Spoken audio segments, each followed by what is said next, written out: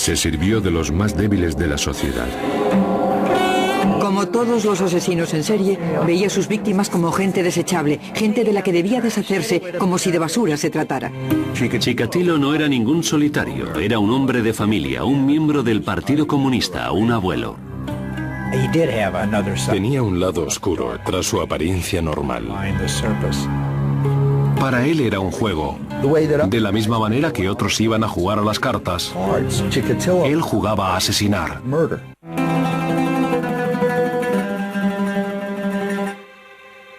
Rostov del Don, Rusia, octubre de 1982.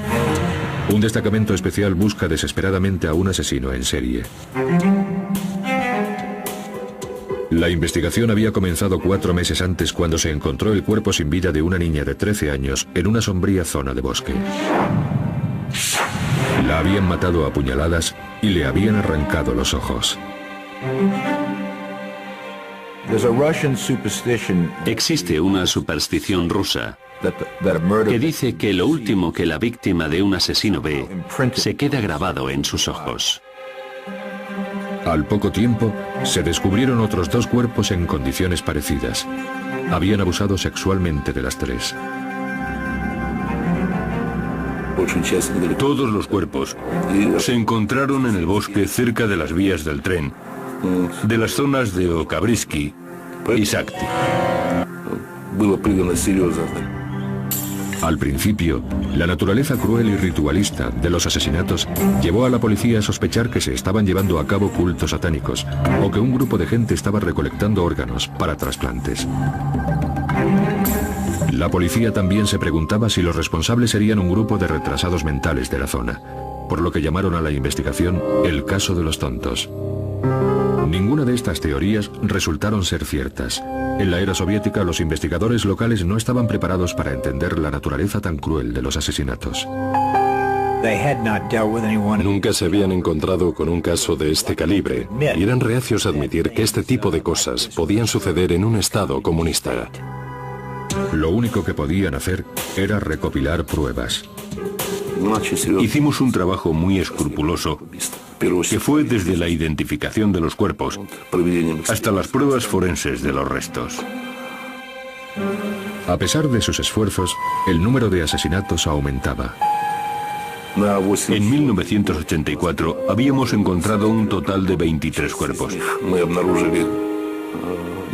Algunos de los cadáveres eran recientes, lo que nos ayudó a hacernos una idea de las heridas de las víctimas y del comportamiento del asesino en la escena del crimen. Muchas de las víctimas eran chicas y chicos jóvenes que habían sido encontrados en los bosques de los alrededores de Rostov. Todos habían sido mutilados. En algunas de las víctimas se podía ver aún el reflejo del horror en sus ojos. Fue muy duro porque la mayoría eran niños, con el pecho y el vientre cortado. Era horrible. En muchos casos, estaba claro que había arrancado con los dientes partes de los cuerpos.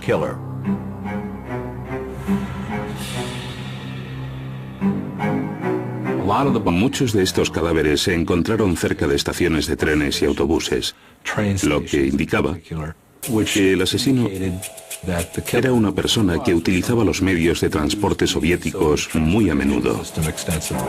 A pesar de que un asesino en serie andaba suelto, la policía y el Partido Comunista soviéticos controlaron los medios de comunicación y se negaron a difundir información al respecto. Como no había información, se empezaron a extender rumores por la zona. Se hablaba de limusinas negras del gobierno que se llevaban a algunos niños al campo. Pero, a falta de información verdadera, estos niños desaparecían y nadie sabía dónde estaban. Sin sospechosos firmes, la policía de Rostov inició una búsqueda de gran alcance, arrestando a todo tipo de personas susceptibles. Se llevó a cabo una amplia búsqueda para la que desplegaron a docenas de detectives con el fin de encontrar a los sospechosos. Sin embargo, durante 8 años el asesino permaneció suelto. Al principio, sus víctimas tendían a ser mujeres de dudosa reputación, pero con el tiempo empezó a asesinar a chicos, niños inocentes y cualquiera al que pudiera atraer y matar. Elegía a niños por su estatura, para que fueran más fáciles de manipular. Y también elegía a prostitutas porque eran las que estaban más dispuestas a irse con un extraño. La policía centró su atención en estaciones de transporte. Pusieron a los oficiales de policía más destacados en casi todas las estaciones de trenes y autobuses. Las estaciones más grandes estaban patrulladas por policías con uniforme. Intentábamos jugar con las emociones del asesino para llevarle así a zonas más aisladas. Se destinó a policías secretos a esas zonas aisladas para vigilar. A principios de noviembre, la estrategia dio sus primeros frutos. Un detective de paisano que vigilaba una solitaria estación de tren había visto a un hombre que venía del bosque. El oficial vio una mancha de sangre en su carrillo y lo que parecía ser un corte profundo en su dedo. Según el policía que le observaba, el sospechoso se limpió los zapatos y el abrigo. El policía de paisano le pidió la documentación. Se identificó como Andrei Chikatilo, un abuelo de 54 años y un miembro leal al Partido Comunista. El policía no tenía suficientes motivos para arrestar a Chikatilo. No obstante, dejó constancia por escrito del incidente. 24 horas más tarde, un transeúnte descubrió el cuerpo de una chica en esa misma zona. Ocurrió al día siguiente en que el policía paró a Chikatilo en el andén. El cuerpo tenía las mismas heridas que los otros. Inmediatamente el jefe de policía pidió los archivos de todos los sospechosos en las últimas 24 horas.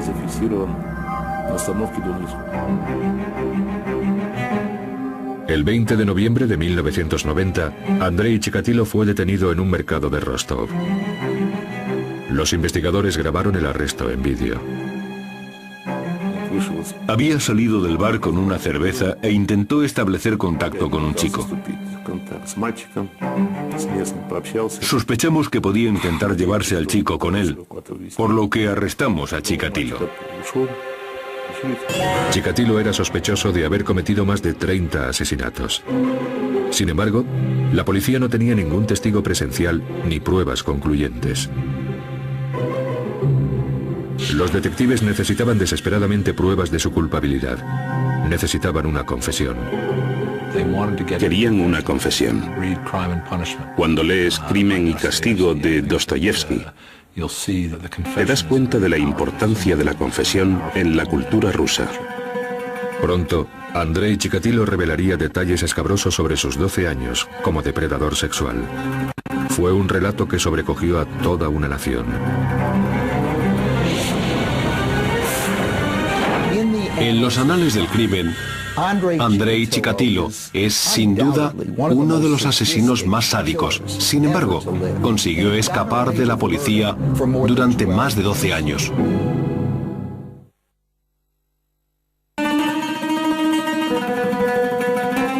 Noviembre de 1990.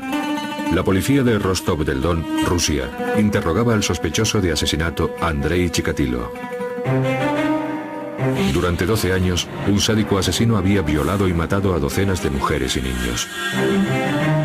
Las autoridades estaban convencidas de que Chikatilo era culpable. Pero este padre de 2 niños no lo admitía.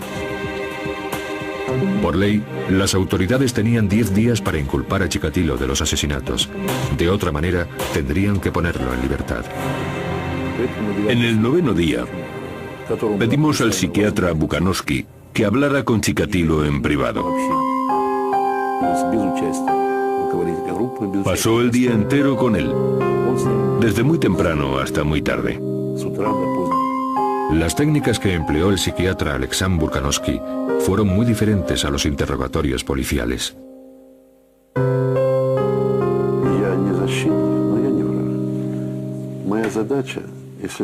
Le expliqué que no era ni su enemigo ni su defensor. En el lenguaje médico no existen las palabras culpable o mal. Yo no era juez, simplemente médico. Chikatilo se abrió con Bukanovsky. Tras varias horas de conversación, empezó a confesar sus crímenes. Creo que, de alguna manera, quería que le cogieran. No me puedo creer que alguien que haya hecho ese tipo de cosas durante tantos años y que viva en un infierno que él mismo ha creado, no quiera salir de allí. Incluso nos enseñó orgulloso varias de las técnicas que empleaba en el gimnasio del KGB, técnicas en las que utilizaba muñecos que representaban a las víctimas. Chikatilo no solo admitió los 36 asesinatos de los que la policía tenía constancia, sino que también describió otros 17 que la policía no le había atribuido a él. Desde entonces, comenzamos a recopilar pruebas para demostrar su conexión con las otras muertes.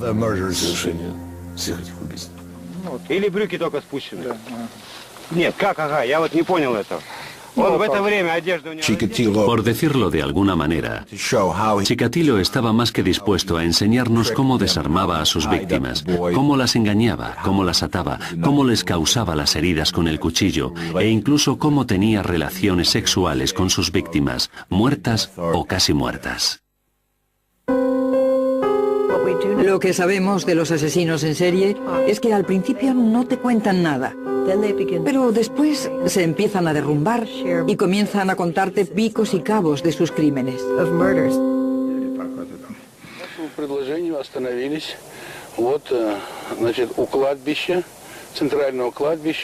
La tarde del 7 de diciembre de 1990, la policía llevó a Chikatilo a la localidad de Shakti.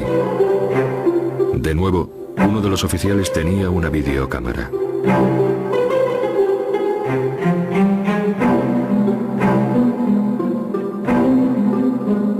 Caminando entre las lápidas de un pequeño cementerio, Chikatilo les llevó hasta una tumba poco profunda y sin nombre.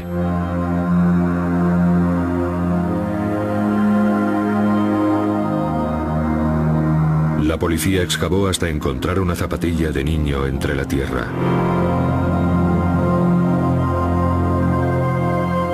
Chikatilo miraba con toda tranquilidad, indiferente a lo que sucedía. Sin embargo, estos horrores sobrecogerían a todo el país. ¿Qué pudo haber creado a este asesino brutal? ¿Cómo pudo haber matado a tantas personas durante tanto tiempo? ¿Qué llevaría a una persona a traspasar esa línea y a convertirse en un criminal en serie de ese tipo?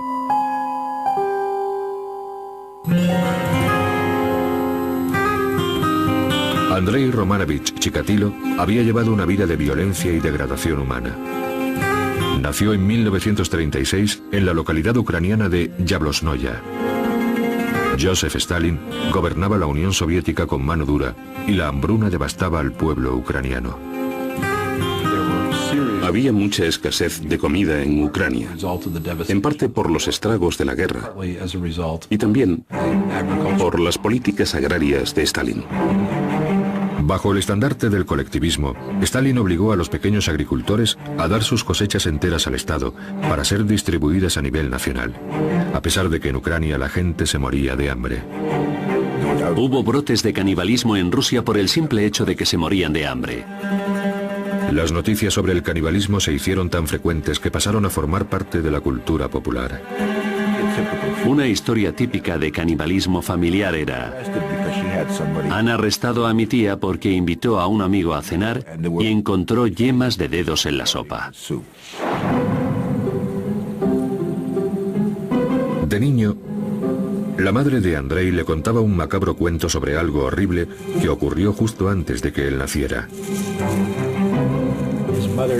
Su madre le contaba a menudo que a su hermano mayor se lo habían comido en los tiempos de hambruna. Siempre le decía: no salgas a jugar de noche porque te comerán como a tu hermano Stepan. La práctica de canibalismo con su hermano fue imposible de confirmar. Pero los psiquiatras especulan con que Chikatilo podría haber sufrido un trauma por otro crimen, una agresión a su madre. Su hermana nació en 1943, cuando los alemanes ocupaban parte de Ucrania. Y supuestamente, su padre servía al Ejército Rojo en aquella época, por lo que es muy poco probable que volviera al hogar familiar y dejara embarazada a su madre. Por tanto, puede que viera a algún soldado alemán violar a su madre.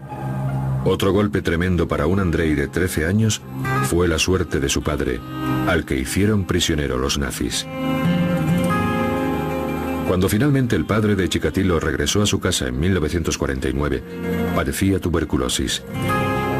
Y en lugar de ser recompensado por su servicio en la guerra, fue tachado de traidor al gobierno soviético. En tiempos de guerra, para ser alguien respetable había que ganar o morir. No había otra forma. La paranoia de Stalin era tal que los soldados que eran capturados por los alemanes eran considerados sospechosos. A pesar de que el Partido Comunista había convertido al padre de Andrei en un marginado, la devoción de Andrei al Estado era tal que se afilió en las Juventudes Comunistas cuando era muy joven.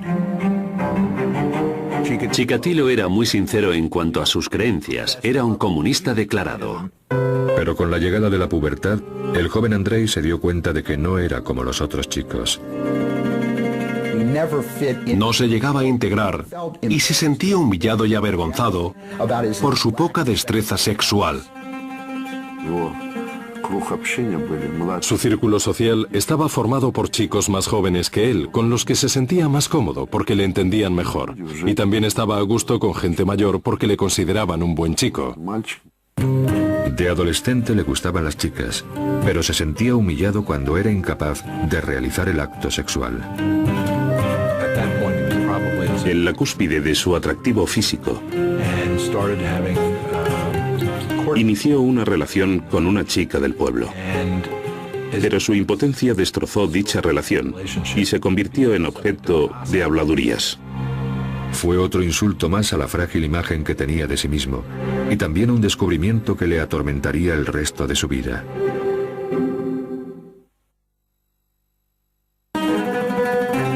En 1955, Andrei Chikatilo quería escapar de Ucrania y de sus recuerdos de una miserable juventud. En su adolescencia, Andrei ya sabía que era impotente. Para compensar esta carencia, Chikatilo decidió mejorarse a sí mismo en otros aspectos. Puso los ojos en la prestigiosa Universidad de Moscú, confiando en licenciarse en Derecho, pero suspendió el examen de acceso. Decepcionado, ingresó en una escuela de formación profesional. Quería verse a sí mismo como una persona que había estudiado mucho y que tenía una carrera universitaria y no solo algunos logros insignificantes. Eso fue otro intento para ser aceptado. Otro intento de encubrir al verdadero Chikatilo. En 1963, cuando tenía 28 años, se casó animado por su hermana. Vivía con su hermana y con una amiga soltera de esta. Chikatilo y la amiga empezaron a compartir habitación y como no tenían nada mejor que el uno al otro, se casaron. Su nueva mujer, Feodosia, era una chica de 24 años, hija de minero. Al menos, había encontrado a una persona con la que comunicarse y relacionarse, y con la que tener una relación emocional aparentemente normal. Nunca pudo llegar a tener relaciones sexuales normales con su mujer, pero a través de un proceso de masturbación e inseminación pudieron concebir. En 1965 lo consiguieron. Tuvieron a su hija, Liuda, y 4 años después a su hijo, Yura. Chikatilo encontró trabajo como técnico de comunicaciones, pero continuó con sus estudios hasta licenciarse en marxismo-leninismo, ingeniería y literatura rusa. La familia vivía en un anodino bloque de pisos. Para lo que era Rusia entonces, llevaba una vida agradable. Aparentemente Andrei era un buen marido y un buen padre. Feodosia no tenía de qué quejarse. Ella debía pensar, es miembro del Partido Comunista, trae dinero a casa, no es un borracho y no me maltrata. Y estas dos últimas cosas le diferenciaban de la media soviética favorablemente. Lo que todo el mundo veía era su matrimonio, sus hijos, su afiliación al Partido Comunista. Pero esa no era su verdadera personalidad. Chikatilo se había construido una modesta pero respetable fachada exterior. Sin embargo, en su interior estaba tremendamente frustrado. Por supuesto que su impotencia le encolerizaba en gran medida, y de ahí que necesitara sentirse superior, por eso tenía 3 carreras universitarias. Creo que impotente es el adjetivo que mejor describe la vida de este hombre. En 1970, Chikatilo aceptó un trabajo en un instituto. Este hombre de 34 años esperaba ser aceptado y respetado como profesor. Sin embargo, lo único que encontró fue humillación. Sus alumnos no le tomaban en serio, se negaban a comportarse bien e incluso fumaban delante de él en la clase. No era una persona que se hiciera respetar en una clase llena de niños. Y siempre se burlaban de él. Sus alumnos le llamaban el ganso. Y ganso en ruso también es una especie de memo. No inspiraba ningún respeto. Y lo que era peor, Chikatilo se ponía furioso al ver a los jóvenes enamorándose a su alrededor y, según él, teniendo relaciones sexuales. Una de las cosas que quería cambiar y que no podía era su impotencia sexual. Sentía que el mundo había cometido una tremenda injusticia con él. Incluso la gente de dudosa reputación podía disfrutar de la sexualidad, de los placeres del amor. Pero Chikatilo, el erudito, el brillante, el especial, el genio, no podía. Y esa era la causa de su cólera. A principios de los años 70, Chikatilo reaccionó a su rabia y frustración abusando sexualmente de sus alumnos, tanto chicos como chicas. Se sentía tan rechazado por los adultos al no ser capaz de mantener relaciones sexuales que se centró en los niños indefensos. En 1974 fue despedido acusado de mala conducta sexual con los alumnos. El director del colegio, en lugar de aceptar su responsabilidad por contratarle, decidió despedir a Chikatilo, algo muy típico en la sociedad soviética y, en definitiva, en cualquier sociedad. Como el incidente no se hizo público, Chikatilo pudo trasladarse a otro lugar. Se marchó con su familia a la localidad cercana de Shakti. Allí encontró un nuevo trabajo como profesor en el Centro de Formación Profesional 33. La mujer de Chikatilo sabía que había tenido algunos problemas, molestando a algunos de sus estudiantes, pero prefirió no darle importancia y perdonar a su marido. Pero a espaldas de su mujer e hijos, Andrei Chikatilo estaba construyéndose otra vida. Compró una casa secreta para él solo. Era una casucha en ruinas en los barrios pobres de Mesobol Lane, el lugar perfecto para sus crímenes.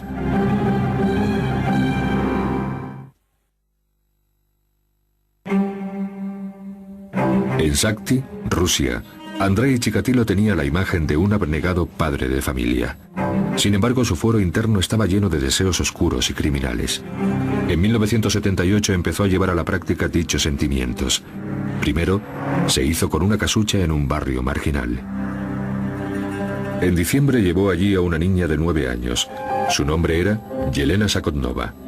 Sus amigos la llamaban Lena. La había conocido en una parada de autobús y le había ofrecido un chicle, algo que los niños soviéticos ven poco. Y se fue con él a la casa.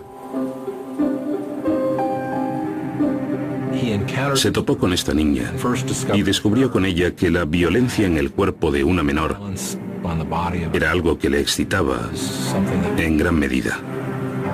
Cuando comenzó a abusar de ella, se excitó más y quería más contacto sexual con ella. Como no podía mantener relaciones sexuales con ella, usó el cuchillo en su lugar. En ese momento descubrió que el asesinato era su pasión. Después de esto, se empezó a conocer una faceta nueva de sí mismo. Luego, llevó a Lena al cercano río Grusevska. Puso su cuerpo en el agua y tiró también su mochila. Encontraron el cadáver 2 días después. A pesar de que la policía que investigaba el caso encontró manchas de sangre cerca de la casa secreta de Andrei Chikatilo, no lo consideró principal sospechoso. El problema era que no tenía antecedentes penales, que era miembro del Partido Comunista y que tenía mujer e hijos. Por tanto, no encajaba en el perfil de los criminales.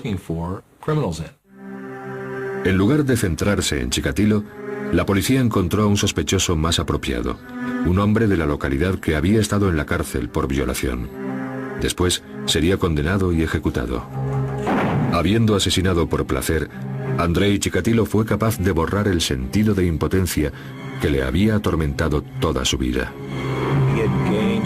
Se dio cuenta de que lo que le excitaba realmente era la impotencia de sus víctimas y, en última instancia, el asesinato.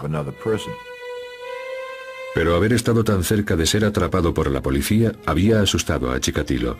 Durante los 2 años siguientes se centró en su trabajo, en su mujer e hijos, en la lectura y esperó.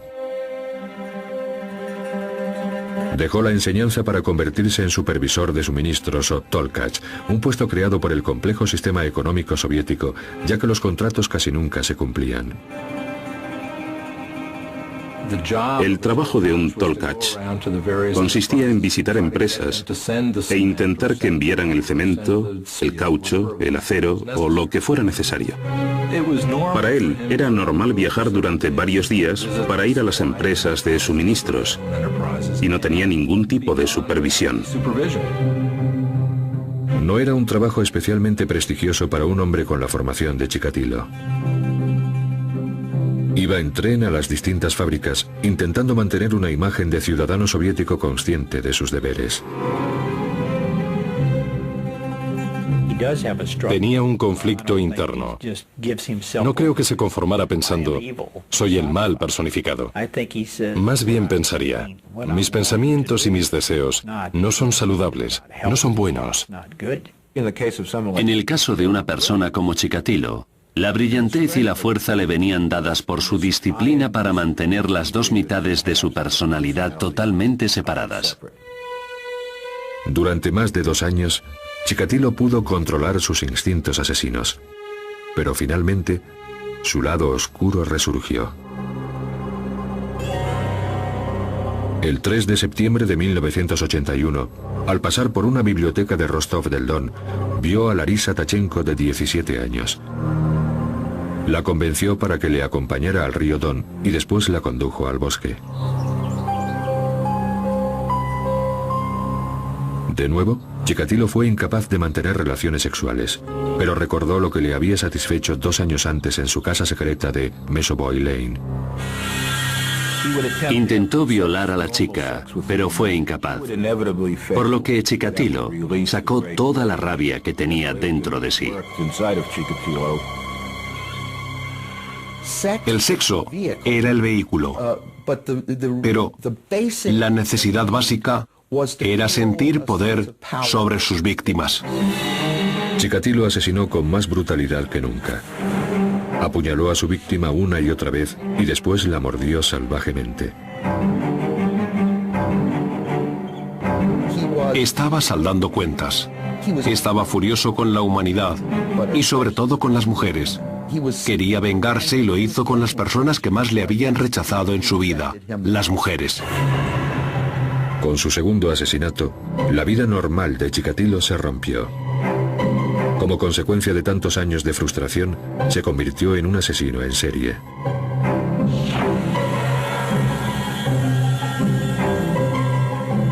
Era un hombre impotente.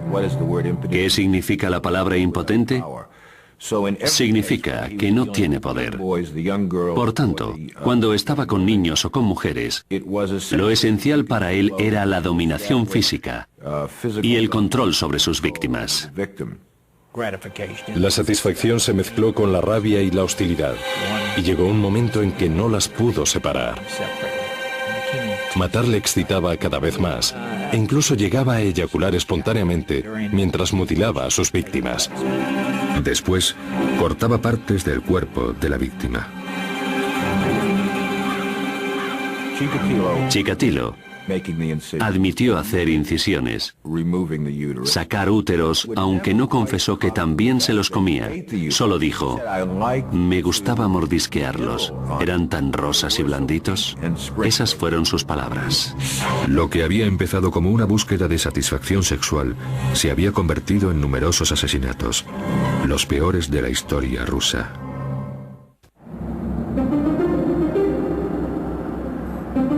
...1984... Rostov del Don, Rusia. Andrei Chikatilo ya había asesinado a 23 personas. Tras estos brutales asesinatos, la policía empezó a hacer preguntas a cualquiera que les pareciera sospechoso.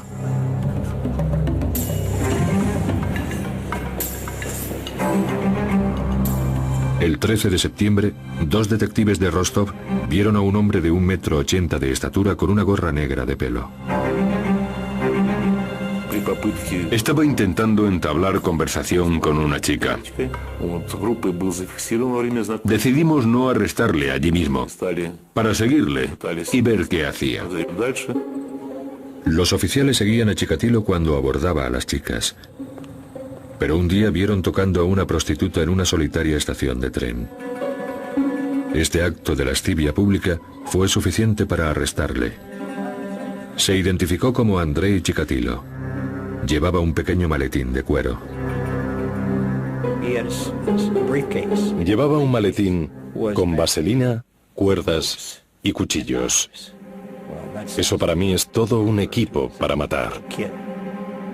Tras interrogar a Chikatilo, los investigadores descubrieron que era un abnegado padre de familia y también un miembro leal al Partido Comunista. Finalmente fue puesto en libertad. Estaban buscando a un asesino joven con antecedentes penales, alguien que encajara en el perfil de pervertido. Tenía pelo canoso, gafas gruesas, era alto y delgado y tenía barriga. Físicamente era normal y corriente, un soviético más. Además, los laboratorios de la policía fueron poco eficientes con sus análisis de sangre, que era lo que podía haberle vinculado con los crímenes. La policía rusa se encontraba en la Edad Media por lo que respecta a la tecnología y al nivel organizativo. Y normalmente, las muestras de sangre y esperma se perdían. Eso es un ejemplo de las carencias de la ciencia y de las capacidades productivas soviéticas. Chikatilo era libre para matar de nuevo. La policía estaba deseando poner fin a los crímenes, por lo que decidieron probar una técnica criminológica estadounidense: los perfiles psicológicos. El psiquiatra Alexander Bukanovsky fue contratado para crear un retrato psicológico del asesino.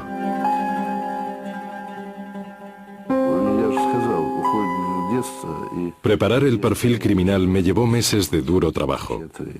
Tuve acceso a documentación secreta que nunca se había publicado. Analizando estas pruebas, Bukanovsky hizo una intrigante descripción del criminal. Bukanovsky dijo que el homicida era insociable y que era un enfermo, o más bien un pervertido sexual. También dijo que quizá viviera solo o con una esposa, en cuyo caso no tendría relaciones sexuales con ella. Sin embargo, la policía tardó 6 años más en capturar a Chikatilo. Muchos de los factores que provocaron la desaparición de la Unión Soviética también influyeron en el caso Chikatilo, permitiéndole cometer asesinatos durante tanto tiempo. Finalmente, el 20 de noviembre de 1990, tras 12 años de asesinatos y 52 víctimas, Andrei Chikatilo fue arrestado. El perfil del Dr. Bukanovsky había demostrado ser escalofriantemente preciso. En su confesión dijo que disfrutaba con los gritos, la sangre y el dolor de sus víctimas. Evidentemente, era un sádico sexual. Lo que el asesino en serie aprende con su primer crimen es a tener control. Porque hasta ese momento nunca se han sentido verdaderamente a cargo de una situación. Para la mayoría de la gente, el sexo es la mayor fuerza motivadora. Es el deseo de procrear, el deseo de ser un ser sexual. De ahí venía su frustración y su humillación contra las que luchó durante toda su vida. Primavera de 1992. Andrei Chikatilo, un abuelo de 56 años y un miembro leal al Partido Comunista, estaba acusado de una ristra de horribles y brutales asesinatos. La Unión Soviética se había desmoronado y se había convertido en la Confederación de Estados Independientes. El juicio a Chikatilo prometía ser el primer gran espectáculo de la era postsoviética. El pueblo ruso reaccionó con adusta fascinación. Cuando el caso de Chikatilo se hizo más o menos público, la gente de los alrededores fue consciente de que un asesino en serie andaba suelto, y en Rusia nada se extiende más rápido que un rumor.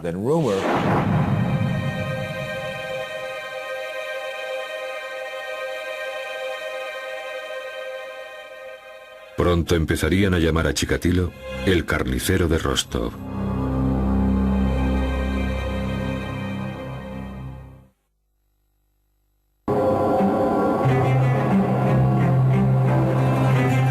La mañana del 14 de abril de 1992, en la ciudad rusa de Rostov del Don, los lugareños abarrotaron las escaleras del Tribunal de Justicia, deseosos de ver al acusado Andrei Chikatilo. Durante meses, los periódicos se habían referido a él como el Destripador Rojo o el Carnicero de Rostov. Chikatilo llevaba una camisa de las Olimpiadas que le habían facilitado en el juzgado. Y le habían rapado la cabeza, algo que se hacía normalmente para evitar piojos. Cuando comenzó el juicio, parecía más un circo que un juicio por asesinato. Estaba en una jaula de hierro grande para protegerle de los padres de las víctimas. Nunca pudo sentarse en una mesa ni conversar con su abogado de la manera que un ciudadano occidental lo hubiera hecho. Fue una escena curiosa. En los asientos públicos se encontraban las familias de las víctimas que querían verle ejecutado. Y si hubieran podido hacerlo ellos mismos, lo habrían hecho. La reacción de los padres de las víctimas fue comprensiblemente muy dura. Cuando lo vieron en la jaula, la gente gritaba: «Dejádnoslo a nosotros». Pero ¿qué se podía esperar de unos padres que habían perdido a sus hijos por culpa de este hombre? Al otro lado de la sala se encontraba el juez Leonid Akusanov, flanqueado por ciudadanos ordinarios, o el equivalente ruso al jurado occidental. El juez leyó la lista de los cargos. Las pruebas llenaban 222 registros. Las historias que contaban eran horribles. Las edades de las víctimas iban de 8 a 45 años y eran tanto mujeres como hombres. Si el último propósito del acto sexual es crear vida, la idea de Chikatilo era alcanzar el orgasmo con la muerte de su víctima. Era antisexo y antivida. El juez estuvo leyendo durante 2 días la lista de acusaciones. El 16 de abril se permitió al acusado dirigirse al jurado. Las familias de las víctimas le insultaron y hubo quien se desmayó. En una complicada declaración de 2 horas, Chikatilo se describió a sí mismo como un hombre a quien le habían robado los genitales. Impotente de nacimiento, Chikatilo afirmó que sus problemas sexuales le habían llevado a cometer dichos crímenes. Reafirmó que nunca planificó sus asesinatos, sino que lo hacía cuando perdía el control sobre sí mismo. En algunos momentos parecía que quería hacer ver que estaba loco. Una de las veces que yo fui, empezó a saltar y a gritar al juez, y después se bajó los pantalones. Otras veces empezaba a maldecir y a gritar. La mayoría de los observadores creían que el comportamiento de Chikatilo en la sala era para inspirar lástima. Si se le consideraba demente, le llevarían a un hospital psiquiátrico. Si se le consideraba cuerdo, lo ejecutarían. En Rusia, las ejecuciones consistían en un disparo a la cabeza. La definición de cordura y demencia desde un punto de vista legal es cuando la persona en cuestión puede diferenciar el bien y el mal. Esta es una definición internacional válida también en la Unión Soviética. El juicio duró 6 meses. En él, Chikatilo se presentó como una víctima desgraciada de la indiferencia y una metáfora horrible del fallido experimento social que fue Rusia. En su defensa, culpó a Stalin, a sus padres, al canibalismo provocado por la hambruna, al Partido Comunista e incluso a su tipo de sangre. La acusación llegó a afirmar que Andrei Chikatilo era el asesino más calculador y diabólico de todos los tiempos. Sus crímenes fueron nauseabundos, pero yo no creo que fuera un enfermo mental ni un demente. Era una mala persona, pero no estaba loco. Era muy astuto, pero no loco. El 14 de octubre de 1992 sería el día en que se reconoció a Andrei Chikatilo como un asesino en serie. El juez Leonid Akusanov tardó 2 meses en escribir la sentencia final. Todo el mundo sabía que le iban a condenar. Y todo el mundo conocía la sentencia, pero había mucho interés en seguir todo el proceso.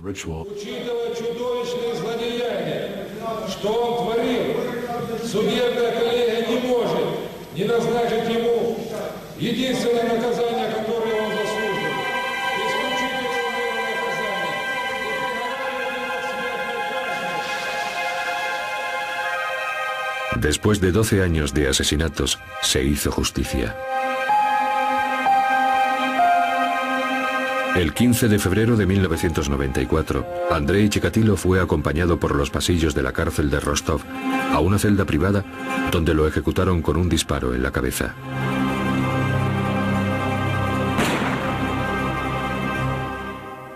En el período subsiguiente a su ejecución, escritores, periodistas y familias de víctimas intentaron encontrar algunas muestras de humanidad en Andrei Chikatilo. Sin embargo, este hombre que cometió asesinatos tan crueles sigue siendo un misterio. Él mismo habló de sus motivaciones, pero nunca con la suficiente sinceridad como para explicar los espantosos crímenes que cometió a lo largo de su vida. Después de haber visto los cuerpos sin vida de tantas víctimas, creo que es normal que le odie. Sentí un gran alivio cuando finalmente capturamos a Chikatilo y me di cuenta de que nunca controló lo que estaba haciendo. Era una persona enferma que actuaba en contra de su voluntad. Se le puede considerar víctima de sus circunstancias o mala persona que conscientemente asesinó a sus víctimas. Pero la maldad que creció dentro de él no era algo extraño al ser humano. Quizás la sentencia final de Andrei Chikatilo fue escrita por él mismo. Una expresión de culpabilidad y de odio a sí mismo que deja ver su naturaleza violenta y espeluznante. Y ahora, mi cerebro debería hacerse pedazos y examinarse para que no haya otros como yo.